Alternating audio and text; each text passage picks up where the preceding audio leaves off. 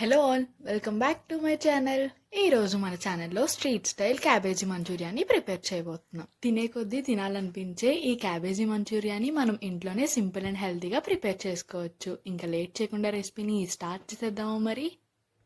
అందుకు ఒక గిన్నెలో 2 కప్పుల వరకు సన్నగా తరుక్కున్న క్యాబేజ్ అండ్ 1 కప్పు వరకు సన్నగా తురుముకున్న క్యారెట్ని వేసుకోవాలి. అందులో 2 స్పూన్ల వరకు మైదా అండ్ 2 స్పూన్ల వరకు కార్న్ఫ్లోర్, రుచికి సరిపడినంత ఉప్పు, 1/2 table spoon pepper, 1/2 table spoon ధనియాల పొడి, 1/2 టేబుల్ స్పూన్ జీలకర్ర పొడి అండ్ 1 టేబుల్ స్పూన్ వరకు అల్లం వెల్లుల్లి పేస్ట్ వేసి గట్టిగా ప్రెస్ చేసుకుంటూ కలుపుకోవాలి. మనకి క్యాబేజీలో ఉన్న వాటర్ కంటెంట్ సరిపోతుంది, లేదంటే మీరు మధ్యలో వాటర్ యాడ్ చేసుకుంటూ కలుపుకోవచ్చు.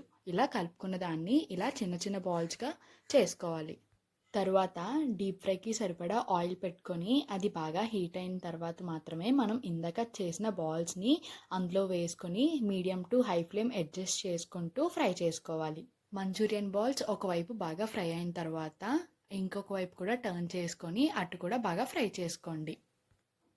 చూసారు కదా, మంచూరియన్ బాల్స్ ఇలా ఫ్రై అయిన తర్వాత వాటిని తీసి పక్కన పెట్టుకోండి. తర్వాత ఒక ప్యాన్ పెట్టుకొని 2 టేబుల్ స్పూన్స్ ఆయిల్ వేసి అది హీట్ అయిన తర్వాత 1 టేబుల్ స్పూన్ అల్లం అండ్ 1 టేబుల్ స్పూన్ వెల్లుల్లిపాయ, 1 సన్నగా తరుక్కున్న ఉల్లిపాయ వేసి అవి గోల్డెన్ కలర్ వచ్చే వరకు ఫ్రై అవ్వనివ్వాలి.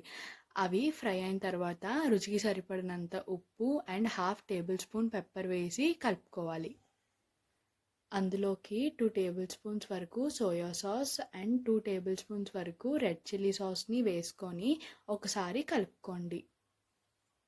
తర్వాత అందులోకి కార్న్ఫ్లోర్ కలిపిన వాటర్ని వేసి ఒక 3 మినిట్స్ వరకు ఉడకనివ్వండి. ఇలా ఉడికిన తర్వాత మనం ఇందాక ఫ్రై చేసి పెట్టుకున్న మంచూరియన్ బాల్స్ని అందులో వేసి ఆ గ్రేవీ మొత్తం బాల్స్ లోపలికి వెళ్ళేలాగా కలుపుకోండి. ఒకవేళ మీకు గ్రేవీ సరిపోకపోతే అందులో కొంచెం వాటర్ కూడా యాడ్ చేసి కలుపుకోవచ్చు.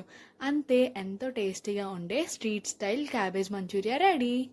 ఇలాంటి కుకింగ్ వీడియోస్ ఇంకా చూడాలి అనుకుంటే subscribe to my channel Vizag వంటకాలు.